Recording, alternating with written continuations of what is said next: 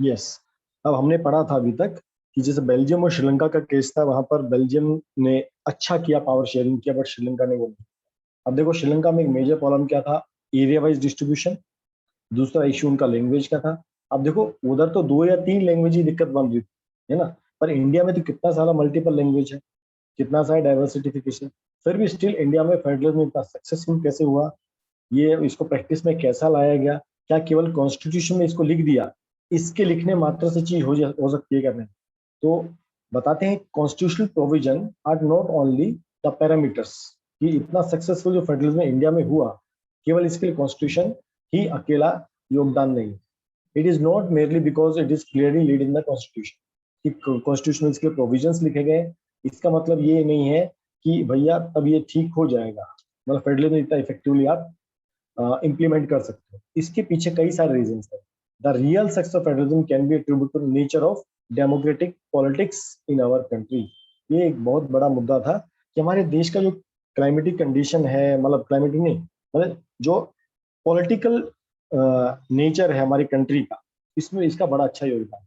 ठीक है। अब देखेंगे इंडिया जब आजाद हुआ, भारतवर्ष जब आजाद हुआ, तो उसका जो कैटेगराइजेशन जिस तरह से हुआ वो बहुत अमेजिंग था। फर्स्ट जो कैटेगरी की गई, अगर हमारे देश में आप पहले जानते हो कि रियासतें स्टेट्स बोलते हैं ना, प्रोविंसेस हुआ करते थे। ठीक है, अलग अलग प्रोविंसेस हुआ करते। तो जब इंडिया आजाद हुआ, भारतवर्ष जब आजाद हुआ, तो उसको फर्स्ट जो कैटेगरी किया गया वो लैंग्वेज के बेस पे किया गया। The creation of language is the first and major test for the country. ठीक है। अब देखो श्रीलंका में लैंग्वेज एक बहुत बड़ा मुद्दा था। तो एक बार ये सोचा गया कि अगर लैंग्वेज के बेस पे अगर भारत को हम ऐसे कैटेगरी करने की कोशिश करेंगे, स्टेट्स को हम ऐसे बनाने की कोशिश करेंगे, इसका रिपरकेशन उल्टा भी हो सकता था, है ना। इसका पॉजिटिव हुआ, इसका रिटर्न रिपरकेशन भी आ सकता था। ठीक है।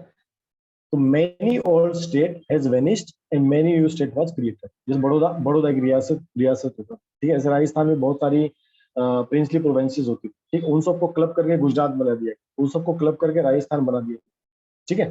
तो जो ओल्ड स्टेट थे उनको वेनिश किया गया, नए स्टेट बनाए गए। इसका मेनली इनका प्रोविजन जो बनाने का था वो क्या था, the boundaries of several old states were changed to new states. This was done to ensure that people who spoke the same language, जो लैंग्वेज का इशू श्रीलंका में था, बट यहाँ पर क्या किया, उसी लैंग्वेज को पैरामीटर मान के हमने डिफरेंट डिफरेंट स्टेट क्रिएट किए।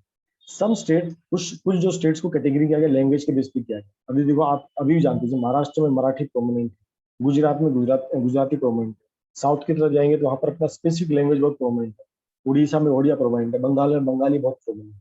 तो जो कैटेगरी किया गया फर्स्ट जो था मेजरमेंट, वो लैंग्वेज के बेस पे किया।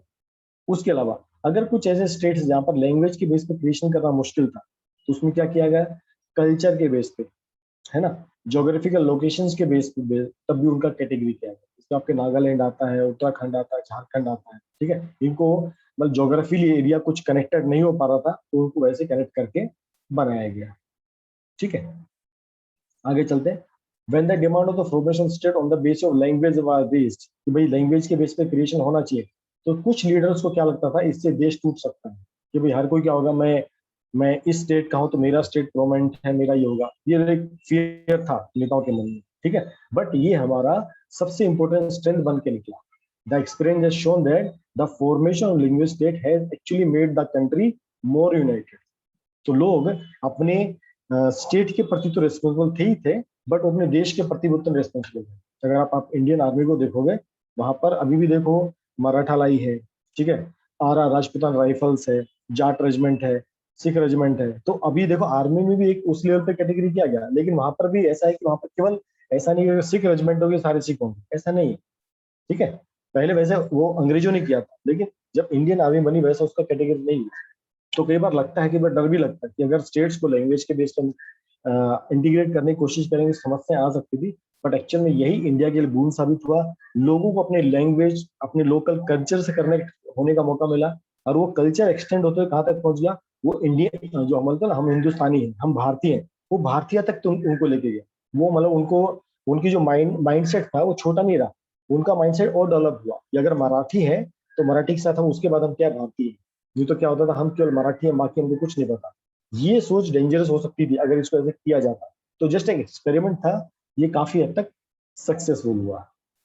दूसरा एक्सपेरिमेंट था लैंग्वेज के बेस पे, मतलब हम क्या लैंग्वेज को नेशनल लैंग्वेज घोषित करें। ठीक है, तो हमारे कॉन्स्टिट्यूशन में कोई भी हमारी नेशनल लैंग्वेज नहीं है। हिंदी को ऑफिशियल लैंग्वेज कहा गया because only 40% of people was speaking Hindi only. Sorry, हाँ, हिंदी को ऑफिशियल लैंग्वेज कहा गया स्टार्टिंग में भी। ठीक है, ये क्यों?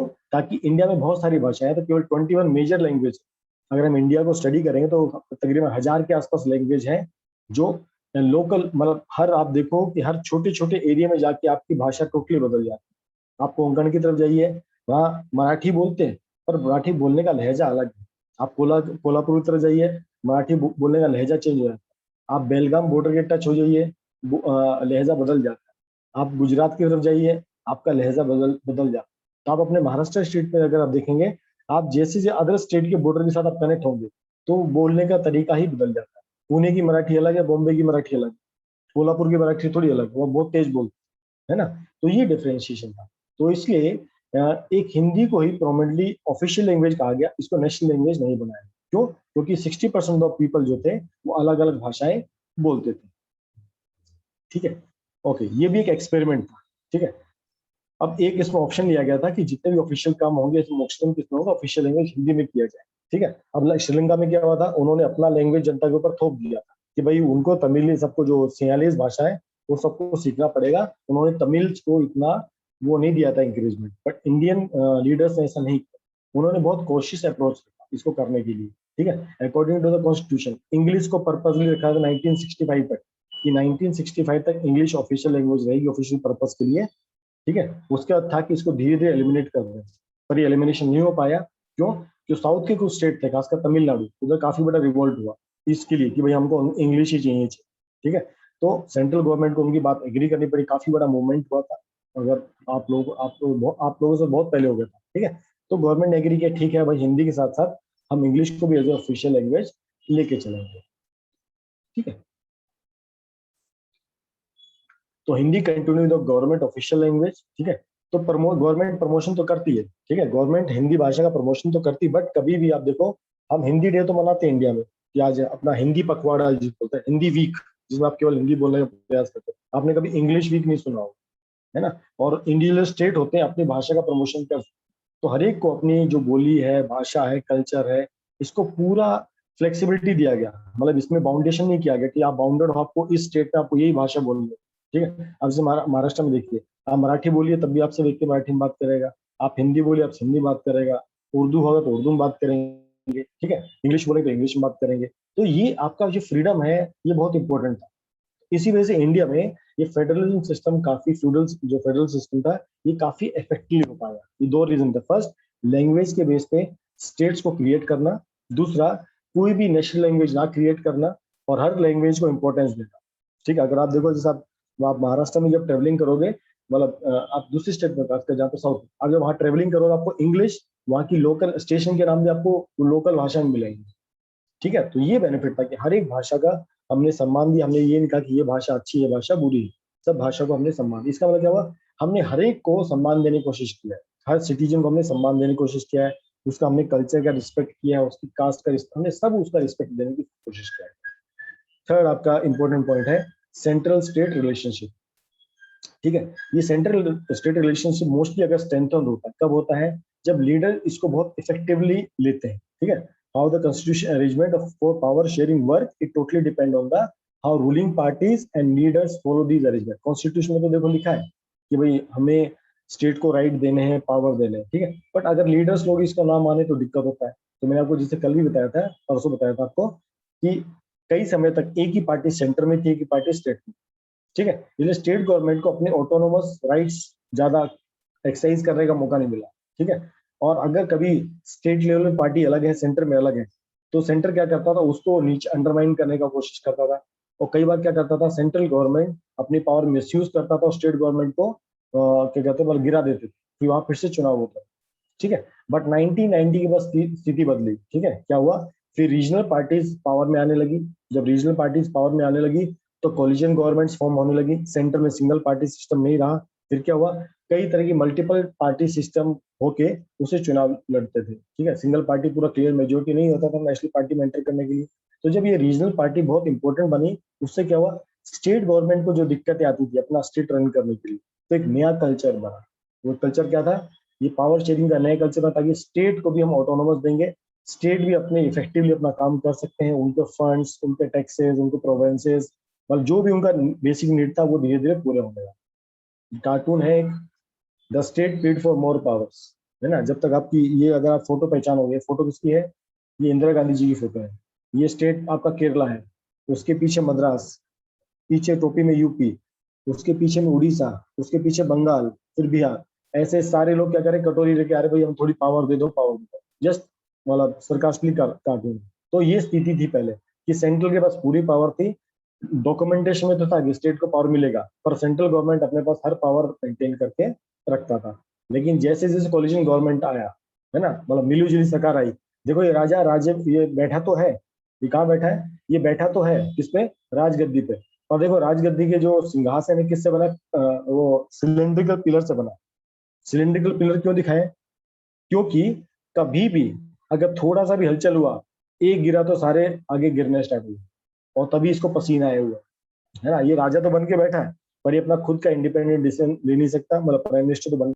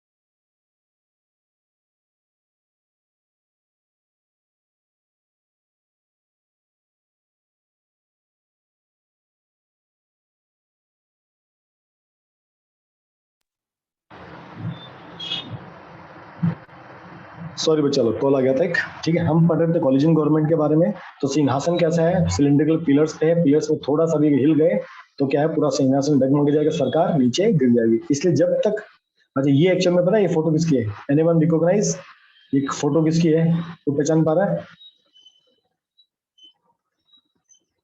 कोई बता सकता है फोटो किसकी है? ये इंडिया के प्राइम मिनिस्टर की फोटो है ना। अनुष्का ने एकदम सही पहचाना। अनुष्का, इनका पूरा नाम क्या है? जय भाई, जब जवाहरलाल नेहरू था तो कोलिशन गवर्नमेंट नहीं थी, ठीक है। पूरा नाम किसी को पता है वाजपेयी जी का? यस, अटल बिहारी वाजपेयी। तो जिनकी एक बार सरकार केवल 13 दिन चली थी, ठीक है। तो उसमें से एक पार्टी ने अपना हाथ खींच लिया, तो उसमें जो सबसे नीचे आप देख रहे हो दो पत्ती, जयललिता जी, ये सबसे आगे जो पत्ती आपको दिखाई दे रही है, ये वाली, दिस वन, ये जयललिता जी थी। तो इन्होंने उस समय समर्थन दिया था, और इन्होंने अपना समर्थन खींच लिया, और 13 दिन के अंदर सरकार गिर गई। तब वाजपेयी जी बोले थे संसद में, एक दिन ऐसा आएगा कि भाजपा अपने फुल बहुमत से आएगी। तो देखो उसके बाद भाजपा फुल बहुमत से आई भी सरकार बनने की। तो ये राजा तो बन के बैठे, भारत में टेंशन रहती थी कब सरकार गिर जाए। तो ये क्यों होता था? सेंट्रल और स्टेट की जो खींचातानी हो। चलो आगे पढ़ते हैं। हाँ, तो अभी हमने क्या पढ़ा था? Yes, back to the story, पीछे, हाँ। यस, अभी समय के साथ क्या हुआ कि कोलिशन गवर्नमेंट आने लगी, मिली-जुली सरकार आने लगी, तो स्टेट गवर्नमेंट जो था वो अपने अधिकारों के प्रति जागरूक हुए कि अब तो मिनिस्टर अलग है ना, उसका सेंट्रल से ज्यादा नाता नहीं होता था। अब उसको लगता है भाई मेरे को भी अच्छी तरह काम करना है, मेरे को भी सरकार चलाना है। तो उसका क्या, सुप्रीम कोर्ट ने एक जजमेंट लिया, ठीक है। और सेंट्रल गवर्नमेंट किसी भी स्टेट गवर्नमेंट को ऐसे डिस्मिस नहीं कर सकती है, जैसे पहले एक दो बार की गई थी। इंदिरा गांधी ने एक दो सरकार तो ऐसी उड़ा दी थी, ठीक है। वो क्या करती, राष्ट्रपति से लिखवा लेती थी कुछ आर्बिट करके, और वो मतलब इन इन लीडर्स को अपने पाले में कर लिया, सरकार गिरा देती। ठीक है। तो पर जब सुप्रीम कोर्ट का जब रूलिंग आया उसके बाद तो ये करना मुश्किल हो गया। तो जैसे जैसे कोलिशन गवर्नमेंट का कंसेप्ट आता चला गया, उससे पावर शेयरिंग बहुत मजबूत हुई, सेंट्रल के साथ साथ में स्टेट भी काफी मजबूत होते चले गए। ये आपका सर्वे है इंडिया का, लिंग्विस्टिक डाइवर्सिटी, इंडिया में कितने तरह की लैंग्वेज है। ऑफिशियली अगर देखा जाए तो 1300 के आसपास डिस्ट्रिक्ट लैंग्वेज है। ठीक है, इतना इतना वेरिएशन। मैंने यूपी में काफी ट्रेवल किया है। यूपी स्टार्ट होता है दिल्ली के बॉर्डर से, ठीक है, एक तरफ जाएगा तो ये यूपी एमपी से मिलता है, एक तरफ थोड़ा ये राजस्थान से भी टच होता है, एक तरफ ये जाके बिहार से भी टच होता है, एक तरफ जाके थोड़ा ये उत्तराखंड से भी टच होता है। तो मैंने लैंग्वेज का वेरिएशन देखा है। इंडिया में कहते हैं हर 25-30 किलोमीटर के बाद, इंडिया में हर 25-30 किलोमीटर बाद लैंग्वेज में थोड़ा सा बदलाव आ जाता है। शब्द वही रहते हैं, प्रोनाउंसिएशन थोड़ा बदल जाता है। ठीक है, तो अराउंड 1300, ये कब कंसेंसस कब का है? 2011, मतलब आज से लगभग 20 साल पहले लगभग 1300 भाषाएं हमारे देश में बोली जाती थी। ठीक है, अब उसको जैसे कई है, भोजपुरी है, मगधी है, बुंदेलखंडी, छत्तीसगढ़ी, कई सारी भाषाएं, इन सबको क्लब करके क्या बना दिया गया? हिंदी बना दिया गया। इतना होने के बाद भी एक 121 मेजर लैंग्वेज फ्री बच जाती है। ठीक है, और ऑफिशियल रिकॉर्ड जो हमारे कॉन्स्टिट्यूशन में लिखे हैं, ये 22 लैंग्वेज लिखी है। ठीक है, ये ऑफिशियली है, मतलब जो मेन प्रोमिनेंट बोली जाती है स्टेट वाइज, तब भी स्टिल 121 मेजर मेजर भाषा है। आप इसमें देखोगे हिंदी परसेंटेज सबसे ज्यादा है, और हिंदी के आसपास किसी का नंबर नहीं है। उसमें अगर आप हाईएस्ट देखोगे तो आपको शायद बंगाली दिखेंगे। यस, 8% बंगाल, उसके बाद 4% गुजरात, गुजराती मतलब, 5% तमिल, 6% तेलुगु, और 4.1% उर्दू। ठीक है, तो मेन आपका जो था वो हिंदी का था, बट स्टिल 55% कौन थे? नॉन हिंदी स्पीकर थे, इसलिए कभी भी हमने उसको नेशनल लैंग्वेज के रूप में काउंट नहीं किया। ठीक है, it is clear that no one language is mother tongue of the majority of the population. The largest Hindi is 44%. Yes. Okay, just आपकी टेबल आपकी इंफॉर्मेशन के लिए। चलो जी, ये कोई वन बाय वन पढ़ना चाहेंगे? ये रामचंद्र गुहा है, एक इनको हिस्टोरियन कहते हैं। ये इन्होंने कुछ एक्सपर्ट दिए 2006 में अबाउट फेडरलिज्म। कोई पढ़ना चाहेगा वन बाय वन? अनम्यूट करके पढ़ सकते हो।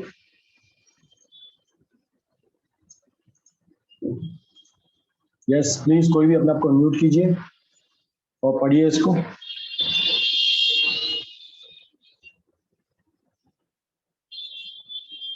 चलो भाइयों, इसमें इतना टाइम नहीं लगता है। कोई भी अपने आप को म्यूट कर सकता है और इसको पढ़ सकता है। Read out the report of the state reorganisation Sir, commission. can I? Yes बच्चा। Sir, the report of the States Reorganization Commission (SRC) was implemented exactly 50 years ago, on November 1, 1956. This, in its own time and own way, has also transformed the political and institutional life of the nation. Gandhi and other leaders promised their followers that when freedom came, the new nation would be based on the new set of provinces, these based on the principles of language. However, when India was finally freed in 1947, it was also divided. Yes, thank you very much. Yes, आप बताना चाहोगे कुछ? आपको क्या समझा?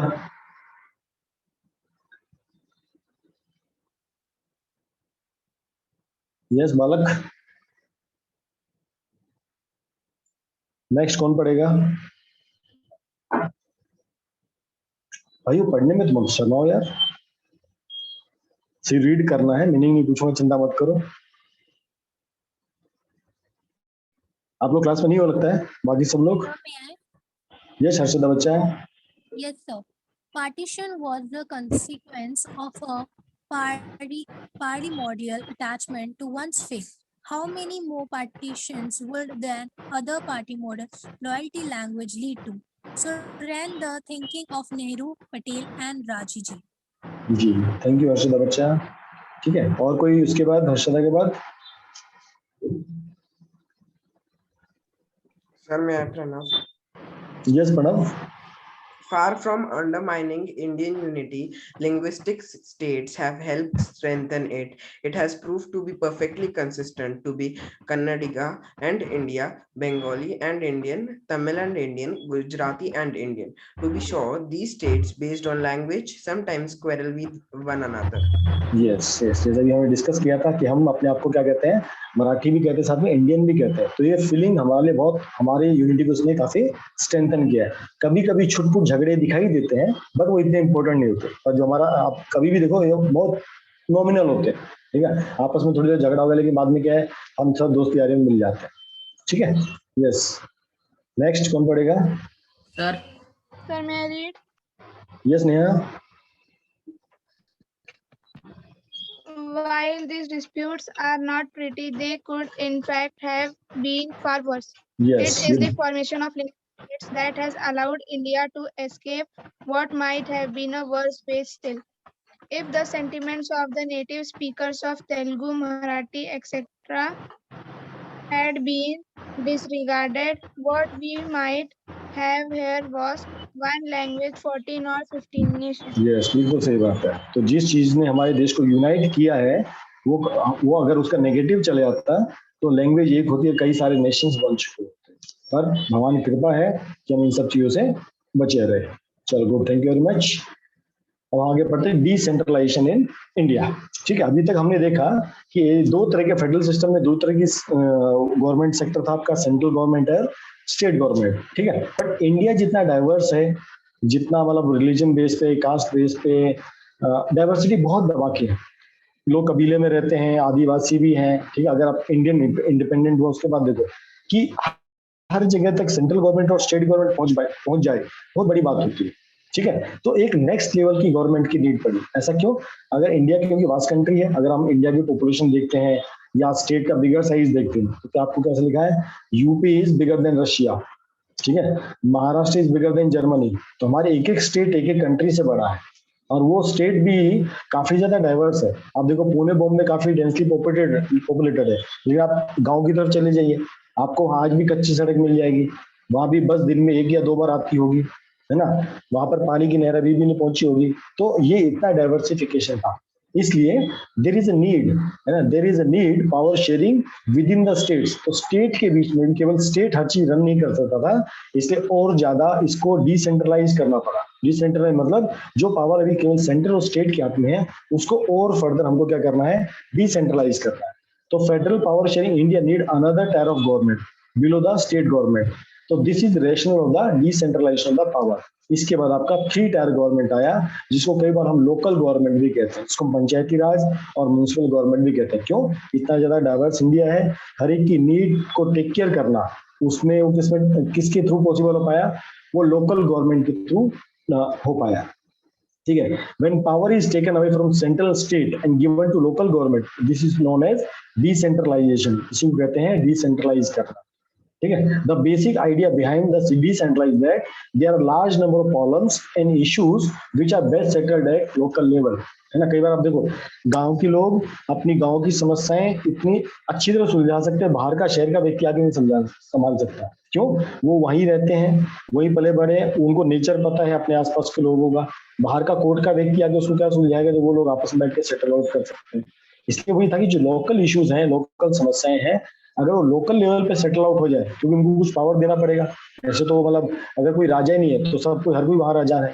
तो अगर वो बेड सेटल होता तो वहां पर एक ऐसा सिस्टम क्रिएट करने का नीड था, ताकि वहां के इश्यूज, वहां की प्रॉब्लम वहीं पर सेटल आउट हो जाए। People have better knowledge of problems in their localities, the better idea कि पैसा कहाँ पर खर्च करना चाहिए और चीजों को कैसे बेटर मैनेज कर सकते हैं, ठीक है।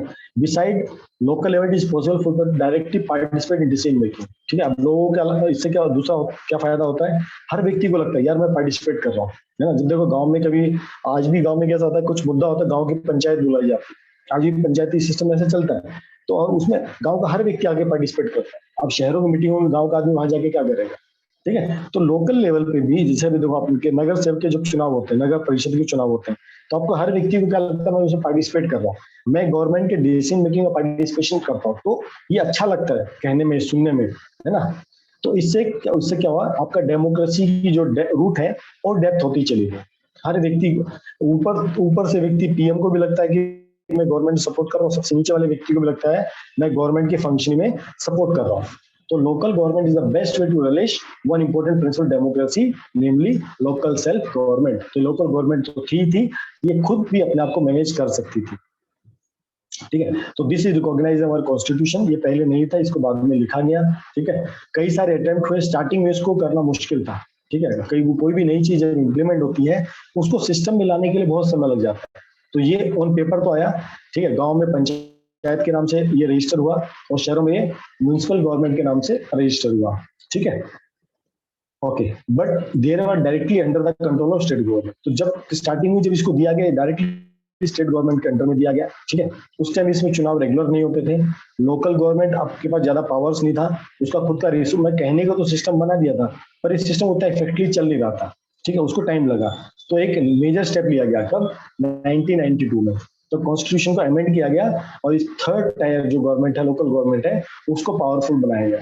कैसे पावरफुल बनाया गया, जैसे अब इसमें चुनाव होते हैं, आप देखो आपके गांव के पंचायत के चुनाव होते 5 साल में, आपके नगर परिषद के चुनाव होते, पहले चुनाव ही नहीं हुआ करता, नाम के लिए बॉडी बना दी गई थी। और क्या हुआ, सीट रिजर्व हुई, एससी के लिए, एसटी के लिए, ओबीसी के लिए सीट रिजर्व हुई, 1/3 सीट वुमेन्स की रिजर्वेशन हुई। अगर आप देखो आज भी लोकसभा राज्यसभा में वुमेन का सीट उतना नहीं है जितना गांव में पंचायत की जो सीट होती है वहां पर ज्यादा इनका पार्टिसिपेशन होता है। तो 1/3 पार्टिसिपेशन वुमेन्स का आगे वहां पर रिजर्व है।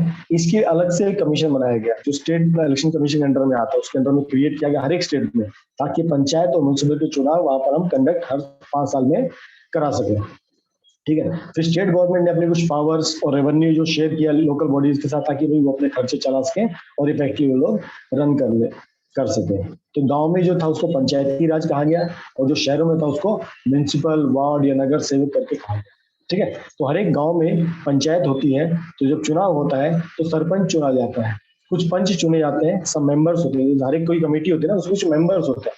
तो जो मेंबर्स होते हैं उनको बोलते हैं वार्ड मेंबर। तो गांव में जो मेंबर उनको क्या कहते हैं, पंच। ये मेनली 5 होता है, पंच मतलब 5 होता है, ठीक है। और इनको पर एक प्रेसिडेंट उसको बोलते हैं सरपंच, ठीक है। इसको ये डायरेक्टली चुने जाते हैं, किससे चुने जाते हैं, जो गांव की जनता होती है, पब्लिक होती है, ये डायरेक्टली इसको चुनते हैं। अभी तुमको यहाँ देखने का मौका मिलेगा, हमारा देश में अगर आपको राजनीति में एंटर करना है, अगर आपने इसको राजनीति में एंटर करने में इंटरेस्टेड है, तो देखो हमारे इंडिया का जो ये डेमोक्रेटिक सिस्टम है कैसा। तो व्यक्ति गांव में चुनाव खड़ा होता है, ठीक है। ऐसे कई सारे गांवों को मिला के, ठीक है, ऐसे कई सारे गांव को इकट्ठा करके क्या होता है, एक परिषद बनता है, ठीक है। आपको बताते पहले ये वाला पढ़ लेते हैं। तो इसमें डिसीजन मेकिंग किसका होता है, टोटली गांव वालों का होता है। जो पंचायत गवर्नमेंट होती है ये क्या करती है, मीटिंग्स करती है, ठीक है। तो इस मीटिंग में क्या होता है, जितने भी मेंबर्स होते हैं गांव के, ये सब पार्टिसिपेट करते हैं, जिसने वोट दिया हो नहीं दिया हो, ये सब वोट करते हैं। ये साल में 2-3 बार मीटिंग करते हैं, बजट अप्रूव होता है, ये अपना काम करते हैं, ठीक है। देखो सबसे पहले हमारे देश की जो राजनीति स्टार्ट होती है गांव से स्टार्ट होती है। तो गांव का जो चुनाव होता है वो कोई भी लड़ सकता है, वो किसी पार्टी का हो, निर्दलीय हो, और खुद चुनाव लड़ सकता है, उसको केवल गांव के लोगों का सपोर्ट चाहिए। अब ये स्ट्रक्चर ऊपर कैसे आता है, the local government structure goes up right to the district level. ये डिस्ट्रिक्ट मतलब पुणे जिले तक कैसे पहुंचेगा आप सोचना, ठीक है। A few gram panchayat are group together to known as panchayat samiti, है ना। 10 या 11 गांव को मिलाते हैं और एक पंचायत समिति बनती है, इसको ब्लॉक भी कहते हो, मंडल भी कहते हो, उसका तालुका भी कह सकते हो, ठीक है। तो member of these are elected by the panchayat. तो अगर आप समझो अपने गांव के, अपने विलेज के आप अगर अच्छे सरपंच हो, ठीक है, आपकी आसपास 10 गांव में अच्छे नाम पहचान, भाई ये सरपंच बहुत अच्छा है, ये बहुत अच्छा काम करता है, तो क्या होगा, आपको इस कमेटी में चुना भी जा सकता है। तो इसको चुनता कौन है, the members of representative body are elected by the all panchayat members in that area, ठीक है। तो वहां के लोकल लोग या लोकल जो पंच है, सरपंच है, वो उनको चुनते हैं, ठीक है। उसके बाद क्या होता है, ऐसी जो कई सारी पंचायत समिति होती है, मंडल होते हैं, ये कम टुगेदर होते हैं, फिर एक दूसरी लेवल बनता है, इसको बोलते हैं जिला परिषद, जहाँ पुणे जिला है। तो अब इसके मेंबर कहाँ से इलेक्ट होते हैं, इसके मेंबर यहाँ से इलेक्ट होते हैं। जो आपकी कमेटी थी पंचायत कमेटी, अब इन्हीं में से कुछ आपके जिला परिषद के अंदर में आते हैं, और धीरे धीरे आप राजनीति में आप पुणे जिले के अंदर आपकी जान पहचान होती है। पहले आप कहाँ थे, गांव के सरपंच थे या पंच थे, वहां से आप कहाँ पर आए, पंचायत समिति में आए, जिला परिषद में और उसमें आए, पंचायत कमेटी में आए, पंचायत कमेटी आप कहाँ पहुंच गए, जिला परिषद। तो अब जिला परिषद के लोग आपको जानने लगे, हाँ भाई ये वहाँ का सरपंच है, ये उस कमेटी का मेंबर भी है, यहाँ पर अच्छा काम कर रहा है। तो धीरे धीरे आप सब में आपका फेथ जनरेट होता है और फिर बाद में आप एमएलए के चुनाव के लिए आप उसमें खड़े हो सकते हो। तो अगर आपने इसमें राजनीति करने में इंटरेस्टेड है तो ये बात आप इजिली फॉलो कर सकते हो। आपको गाँव से शुरुआत करोगे अच्छा है, शहरों में शुरुआत करने के लिए पैसा बहुत चाहिए होता है। ओके, गाँव में चुनाव में ज्यादा पैसा नहीं चाहिए होता पकड़ा। So similarly, local bodies exist for the urban area also. Municipals are set in the towns, big city है ना, बिग सिटीज में जैसे म्यूनिसिपैलिटीज और म्यूनिसिपल कॉर्पोरेशन दोनों होते हैं, अलग अलग डिपेंड करता है, छोटा टाउन है, बड़ा सिटी है, यहाँ पर भी लोग इनको चुनते हैं। ठीक है, इसमें जैसे वहां पर गांव में सरपंच चुना था, यहाँ पर कौन चुना है, तो मेयर चुना जाता है। ठीक है, जैसे पुणे जिले का कोई मेयर है, तो कुछ पेपर कटिंग्स है। ठीक है, ये एक्सपेरिमेंट ब्राजील में हुआ था, इसको हम पढ़ सकते हैं बाद में, पहले वाला हम टॉपिक क्लियर करते हैं। The new system of local government is the largest experiment in democracy conducted anywhere in the world. समझो कितना बड़ा पार्टिसिपेशन था लोगों का इसके लिए। ठीक है, nearly 36 lakh people representative are elected over the country. इतनी तो किसी देश की पॉपुलेशन भी नहीं होती अगर देखा जाए तो हमारे इतने लोगों का सिर्फ ये लोग चुन के आए थे, कौन, सरपंच और म्यूनिसिपल पार्टी के लोग। ठीक है, कई देश के कई कंट्री में लोगे तब इतना पॉपुलेशन आपको नहीं मिलेगा। तो इतना बड़ा डेमोक्रेसी का स्टेप केवल इंडिया में है। Constitutional status of the local government help to deepen the democracy in our country. It also increase women representation and voice in our democracy. इसकी कुछ समस्याएं हैं, ठीक है, अभी भी है समस्याएं, पर ये समस्याएं समय के साथ दूर होती जाएंगी। क्या क्या समस्याएं हैं, जैसे हर चुनाव तो रेगुलर होता है, चुनाव का दिक्कत नहीं आता, पर जो ग्राम सभा होती है, जो लोगों के साथ मिलकर मीटिंग्स होती है ना, अब वो धीरे धीरे कम हो जाती है, लोगों का इंटरेस्ट खत्म हो जाता है धीरे धीरे। ठीक है, तो वो तो सरपंच के ऊपर डिपेंड करता है, अगर वो सब गांव वालों के साथ लेके चलेगा, वो जो ग्रुपिज्म होता है ना, ग्रुपिज्म खत्म हो तो सब इकट्ठा होकर काम करने लगते हैं। ठीक है, अभी कुछ स्टेट्स ऐसे जिन्होंने फुल पावर इनको ट्रांसफर नहीं किया, अभी वो अपनी चीजें दबा के बैठते हैं। ठीक है, अभी धीरे धीरे सब चीजें हो रही है, मैंने कहा ना लंबा वे है, पर पहले तो इनको राइट्स ही नहीं थे, अब धीरे धीरे इनको राइट्स मिलने लग गए हैं काम करने के। ओके जी, तो यहाँ पर आपका टॉपिक वैसे एंड होता है। हम ब्राजील वाले पढ़ लेते, ब्राजील ने एक एक्सपेरिमेंट किया, जो इंडिया ने एक्सपेरिमेंट किया लगभग ब्राजील ने उससे एक्सपेरिमेंट किया। ठीक है, तो ब्राजील का एक सिटी है पोर्टो एल्जेरी, ये उसने एक्सपेरिमेंट किया। क्या एक्सपेरिमेंट किया, the city setup a parallel organisation operating along the municipal corporation, मतलब दो सिस्टम पैरेलल बना दिए, वो सिस्टम भी चलेगा, समझे डमी सिस्टम बना दिया। डमी सिस्टम कैसा, उन्हें जो लोकल पीपल थे, ठीक है, उन सबको पार्टिसिपेट करवाया कि ठीक है आपका सिटी है, आपका सिटी का बजट बनना है, आप सब आके पार्टिसिपेट कीजिए। अब सब एक जगह तो नहीं आ सकते, तो उन्होंने क्या किया, सिटी को छोटे छोटे वार्ड सेक्टर में डिवाइड कर दी। हर एक सेक्टर की मीटिंग होती थी, लाइक ग्राम सभा। ठीक है, जैसे इंडिया का कॉपी कर रहे थे। ठीक है, उन्होंने उसको किया, और जो जिस एरिया में मीटिंग्स होती थी, मीटिंग में सारे इशू, वो उनके सिटीज के इशू डिस्कस होते, तो उनके इलाके के इश्यूज डिस्कस होते थे। उसके बाद क्या होता है, वो अपने सजेशंस देते थे, उस सजेशंस के लिए कितना बजट बनेगा, पूरा बजट बनता था। और ठीक है, उस समय अराउंड 20,000 पीपल ने पार्टिसिपेट किया, जो डिसीजन मेकिंग पार्टिसिपेट। अब इससे क्या होता है, जब ऐसी कोई एक्टिविटी होती है, उससे क्या होता है, आप हर जगह का हर छोटा मोटा प्रॉब्लम आप समझ सकते हो। ठीक है, समझो आपके गांव की जो प्रॉब्लम्स हैं, वो दूसरे गांव की प्रॉब्लम 80-90% सेम रहती है। तो इससे क्या होता है, आपको देश के स्ट्रक्चर को समझने में आसानी होती है। जिसके बाद कहते हैं कि राहुल गांधी कहते हैं तुम रूट पे जाओ, रूट पर प्रॉब्लम समझो, गांव में जाओ, गांव में बसो, वहां रहो, वहां का चुनाव लड़के देखो, गांव की समस्याएं क्या है। जैसे किसान की समस्या किसान जानता है। ठीक है, एक शहर में जैसे हम और आप लोग जैसे शहर में पढ़े लिखे बड़े हैं, हमारे पेरेंट्स तो चलो फिर भी गांव में रहे थे, गांव में खेती बाड़ी की थी, वो फिर भी जानते हैं गांव की समस्याएं क्या होती है, गांव के बेनिफिट्स क्या है। तो दोनों के प्लस माइनस पॉइंट हर जगह पर।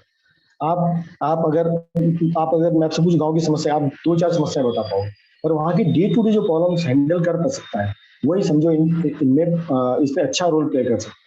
तो यहाँ भी वह लोगों को पार्टिसिपेट करने का मौका मिला ब्राजील में, अच्छे सारे सजेशंस आए। ठीक है, तो सबको दिखता है हाँ भाई इसमें इतना बजट एलोकेट होना चाहिए, इतना बजट नहीं है। ओके जी, इंडिया में सिस्टम एक बार चलाएगा, कहाँ पर, केरला में। सिमिलर एक्सपेरिमेंट केरला में भी ट्राई किया गया है।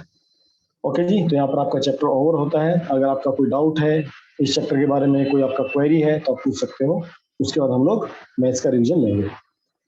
एनी डाउट, कोई समस्या कुछ है, फर्स्ट आप अटेंडेंस दे दीजिए, कोई डाउट आप डाउट पूछ लीजिए, और मैथ रिवीजन के लिए अगर आप रुकना चाहें तो आप रुक सकते हैं, आप लीव करना चाहें तो आप लीव भी कर सकते हैं। मैं जो उस दिन मैंने स्टेट पढ़ाया था, स्टेटिस्टिक, उसमें आज हम कर पढ़ेंगे, जो कर होती है, लेस देन कर, मोर देन कर, दोनों को मीटिंग करके जो बनता है मीडियन, हम उसको पढ़ेंगे आज।